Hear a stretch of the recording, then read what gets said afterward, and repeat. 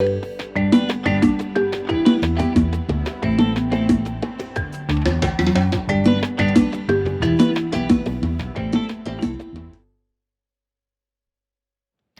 Nigeria's unemployment rate stood at 4.2% in the April-June quarter. Little change from the previous quarter, showing a mixed trend of positive indicators and lingering challenges. Now, unemployment in the second quarter marginally rose from 4.1% in the first quarter, according to data published by the National Bureau of Statistics on Thursday. Now, the jobless rate among young people aged 15 to 24 years rose to 7.2% from 6.9%. The unemployment rate in urban areas also edged up to 5.9% from 5.4%. Now, these statistics are very scary, and something needs to be done about it, especially looking at the economic challenges that the country is facing. Well, to help us dissect this issue, I'm now joined by Chukwuocha Ikedi Jedice, a business analyst, tech skills expert in Abia, Nigeria. Thank you, Ikedi, for joining us. Thank you for having me. It's my pleasure. I'm also joined by Basil Abia, the co-founder of Veriv in Abuja. Thanks, Basil, for joining us. It's good to have you on the show again. Compliments of the season to everyone. Thank you, blessings. It's a pleasure to be here. All right, gentlemen, let's go straight to the conversation. I'm going to start with you, Ikedi. What would you say that are the main factors contributing to the high youth unemployment rate in the country right now? Okay, I think I'm going to start on a controversial note. I don't actually believe that the statistics are right.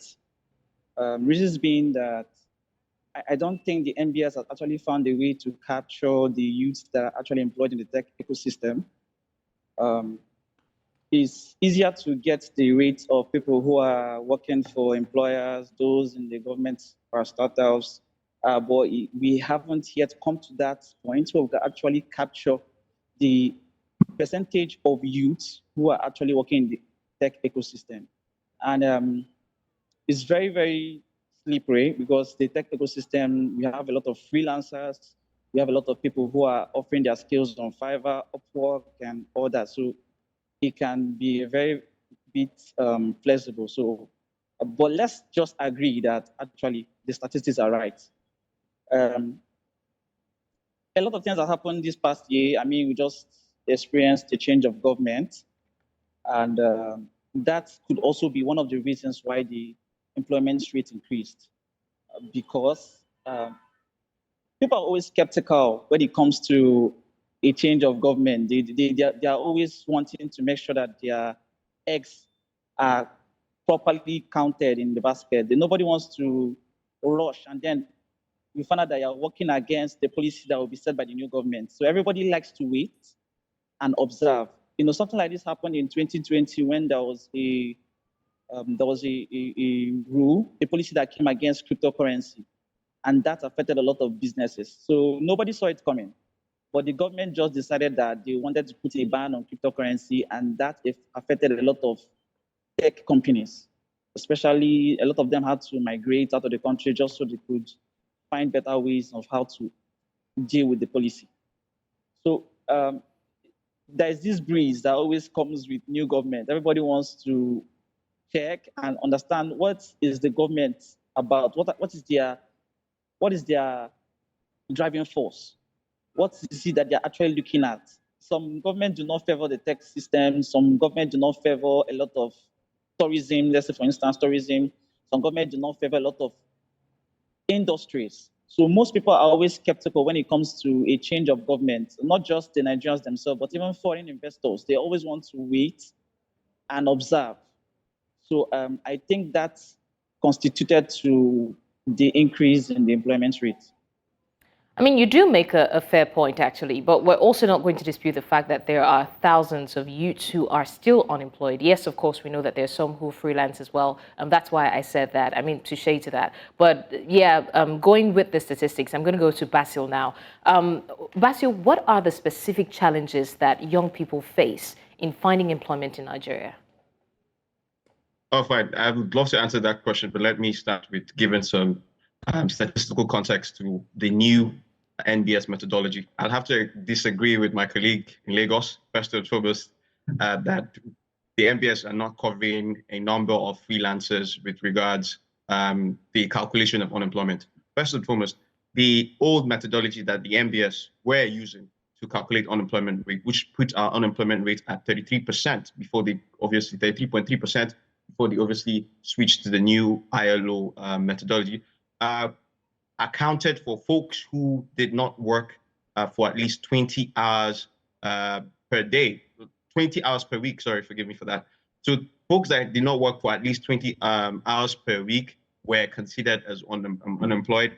Folks that were still searching for work for over a month would still be referred to as unemployed. But the new methodology, which is a global standard methodology, now says that if you have not worked in 7 days, at the very least, then you are unemployed, which now ensures that when you're calculating unemployment, even the folks who have part-time jobs or just did a menial job for 3-4 hours, let's say last week, at the time that they were doing the surveys, and the survey now has a larger sample size, over 55,000 people were in that sample size when they were covering. Sample sizes are representative of Nigeria's population demographic makeup. Again, this is a very complex statistical explanation, but I'll try and make it in a way layman so that people who are listening to me can understand what NBS are trying to do is exactly what the ILO has approved as the methodology that is conventional enough to capture unemployment or employment. So regardless of whether you don't have a full-time job, if you have a part-time job, if you're freelancing, if you're putting significant hours, even if it's 3 hours per day, for instance, you do some cleaning or you are considered employed. And that is why Nigeria's unemployment rate early this year dramatically reduced from 33.3% to 4.2%. Now, a lot of uproar was created. I remember having to speak with a number of my friends and my ex-colleagues, as well as my colleagues, and they were countering the NBS methodology. I mean, you have your reasons to counter that.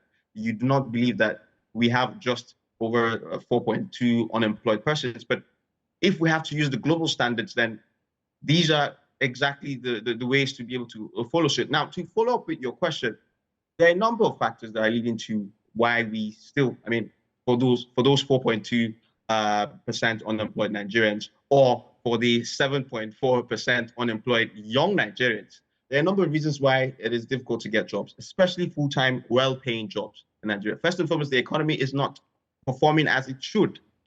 There is a death in productivity. In fact, if you've noticed, there are over 5 multinational corporations that have exited in the last 6 months, exited away from Nigeria, causing at least 25,000 people to lose their jobs in that manufacturing sector, especially where these businesses are domiciled. And we all know that these businesses are mostly domiciled in Lagos. So already we have 250,000 people who lost their jobs. A couple have gotten new jobs. A couple have gotten some manual jobs to get by. A couple are now freelancing. But just using that example, it tells you how the economy isn't producing.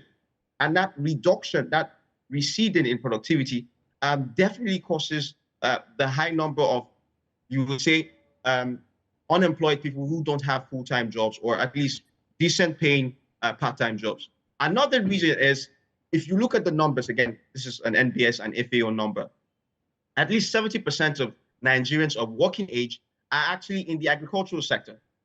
The informal sector of that context is the agricultural sector for most Nigerians. So if you have 70% of your people who are working age, working in the agricultural sector, the entire value chain of the agricultural sector, and then you have numbers, for instance, like a receding in arable land that is being cultivated due to insecurity, especially insecurity in the northwest, insecurity in the north central, and continuing insecurity in some parts of the northeast. Now we even have insecurity trickling down the southeast and the south-south. So the numbers of people who are in the agricultural sector, either the farmers, the people doing the processing, the people doing the marketing, people that ship these produce using those lorries to the final marketplaces, they're reducing because that particular sector has noticed, or we're witnessing a reduction in activity, productive activity, due to mainly insecurity. So when you couple all of these factors in together, then you see exactly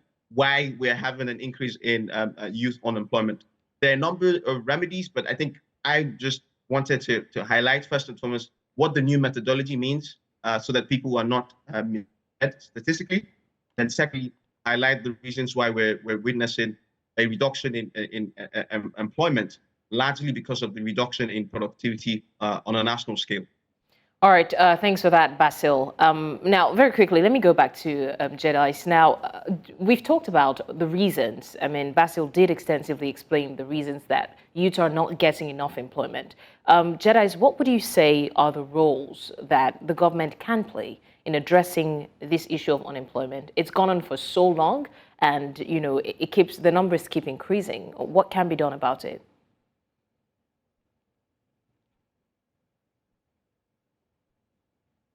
I think your device is muted. Okay, sorry. Okay, thank you, Basil, for the heads up. I think I know I do agree with Basil that insecurity has played a major role in inhibiting people from working, but there are a lot of other things. So I reside in the city of Abia State. Abia State happens to be the commercial city of the southeast. It's where a lot of shredding activities are being carried out, right? And for some reasons, the roads are not so good enough. No one to be blamed because there's a new government. I can't blame the new government for the bad roads of the past government. But that alone has already inhibited a lot of things. The cost of the rise in fuel has already started to affect a lot of other things. Power is one major thing that cost across all industries, whether it's hospitality, whether you're a barber, whether you are the banking sector, you always need power. And when there's no constant, steady power supply, you go for the alternative, which happens to be a generator or a diesel, and somehow the subsidy has been removed, so there's been a hike in the prices of fuel. So that alone has also cost. But I do not want to blame the government completely. I believe there are thousands of other methodology. sectors I'm not that has actually been. Basil, I'm so sorry. I think we can hear you. Yeah, All right, Jedice, you can go ahead. So I do not want to blame the government completely, but I believe there are a lot of other sectors that has not really been tapped, like the tourism sector, for instance, the maritime sector also, even though we have seen little and trickles of it, but I believe that the maritime sector, when it comes to the transportation, has not really been utilized as it should. Israel happens to be a country that grew majorly of their revenue just by tourism, just the fact that they have a lot of Christians coming there to come and visit the land of their Messiah, the land of their Savior. And that is something that we Nigerians have not really tapped into. We have a lot of historical areas in Nigeria, like the Buniki Cave, but nobody is actually exploiting those areas to find out how best they can actually make money out of those things. We have the Zuma Rock, for instance. What makes us feel like the Zuma Rock is too simple to not be a tourist center? We have a lot of great places. We have the pyramids in Kano. Right? We have a lot of historical things here that we have not yet maximized to bring the attention of the whites or bring the attention of foreigners to come and see how good it is. So the tourist industry is something that has been poorly utilized. We have a lot of sectors that has not actually been maximized, that when this capacity has been shown to youth can actually utilize it. I never knew that one could actually make money from the maritime sector, but until I happened to, read the course. And I found out that there are thousands of things that a maritime person can do to get money, apart from being a broker, and apart from being a port agent. There are thousands of other things that you can also maximize to just make money. Even the tech has not even really been utilized. There's a reason why the United Arab Emirates have decided to migrate from focusing on the oil and gas and then looking forward to the AI. AI is something, AI is the future. AI is the new tech. AI is the new oil. That's where a lot of things, a lot of innovations are coming out from. And Nigeria has not actually decided to look into this. What will happen if Nigeria decides to build an electric car? Why can't we build one? Why can't we look at training people on how to build solar panels? Why haven't we taught our youth on how to freelance their skills? What happened to content writing? What happened to web development? What happened to AI prompt engineering? What happened to a lot of all these other jobs that people can do from the comfort of their homes without even having to wait for the government to provide some basic infrastructures. Right, so I think there are a lot of industries that have not really been utilized, and those can be the solutions that we can bring to youth unemployment. All right, thank you for that as well. Now, I'm going to come back to Basil, talking about initiatives as well that will help to tackle unemployment. Have there been any successful initiatives or programs in the country or in Africa generally that have effectively addressed youth unemployment till date? It's very difficult to point to one example where youth unemployment drastically reduced due to certain government policies, either in Nigeria or in other parts of Africa. And there's a reason for that. Again, I'm different from Jedice in Abia State in terms of the outlook to how you are able to remediate youth unemployment problems that we have in Nigeria. And my school of thought is different from his in the sense that I still think if you look at the economic makeup of Africa, if you look at the consumption numbers of Africa, we need to be able to convert our very, very friendly, I would say, demographic makeup. And friendly in the sense that it is friendly for more consumption. It is friendly for a lot more sectors. I was reading The Economist last week, and there was a piece where they said the African continent has been disappointing the world in terms of growth metrics, largely because we have the right demography for sectors, for investors to be able to take full advantage of. But unfortunately, we have failed to unlock that demography for productivity and consumption. And that just spells one thing.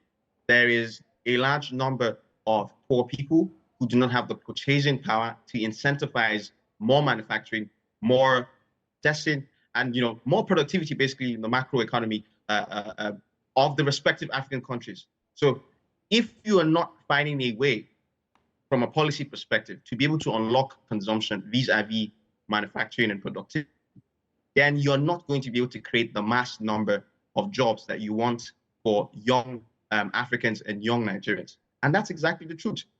The truth is, all of the examples that Jedice has mentioned are examples for the future. Artificial intelligence, digital jobs, trying to take advantage of the digital ecosystem to create new jobs. Good and fine, but we're going to have to look at from a perspective of learning to walk before we learn to fly.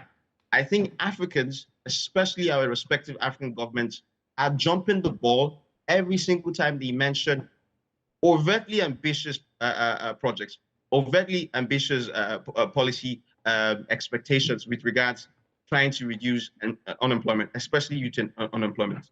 We're jumping the ball whenever we say that we want to create a new digital city, in an obscure place outside of our urban areas. What we need to do is not to fly. We need to learn how to work first. So we need to make sure that our cities and our rural areas are fit enough to be able to serve all of the citizenry in those respective cities and rural areas, and urban areas. We also need to be able to make sure that our governments are able to create an enabling.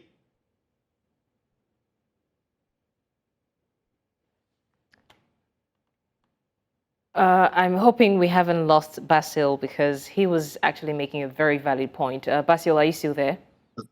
I'm there. Okay, please go ahead. Little problem in my ISP. Sincere apologies. That's fine. Go ahead. Yeah. So what I'm basically trying to do is a clarion call to policymakers and policy enthusiasts, as well as policy researchers like myself, to start to look at us trying to do the rudimental hard work. The rudimental hard work is to follow the East Asian Tiger example. We need to find a way, a middle ground, where we create value by ensuring that at scale, we do processing, manufacturing, and hardware manufacturing at scale, because those are the numbers that are going to help reduce youth unemployment. You have a factory that employs 2,000 people processing sisal to different byproducts. You have another factory, say, for instance, in my hometown of Yola, that does processing of a sesame seed and soya bean and employs 3,000 directly employed young people. These are the kind of outcomes, these are the kind of expectations we should have in terms of policy implementation that will generate the number of jobs that we want, not the niche jobs. I'm not discounting the importance of technology and innovation. They would create more jobs for us, no doubt about that. But at scale, at base level, to convert the informal sector to the formal sector, a number of them, to pay them conventional remuneration that ensures that they now have a higher purchasing power, that then incentivizes more consumption, that creates more opportunity for foreign direct investments to come in to take advantage of the consumption, which is obviously common sense economics. These are the type of arrangements, these are the kind of thinking models that we should take. So I'm all for the East Asian Tiger example, rather than for us jumping to flying and start to spout artificial intelligence. Even if you scale your artificial intelligence subsector, the tech sector, you're not going to employ the mass of the young Nigerians that we want to get engaged. Obviously, we need a diversification of outcomes in terms of employment. But right now, let's be rudimental about our approach. We need to be able to scale how we do food production.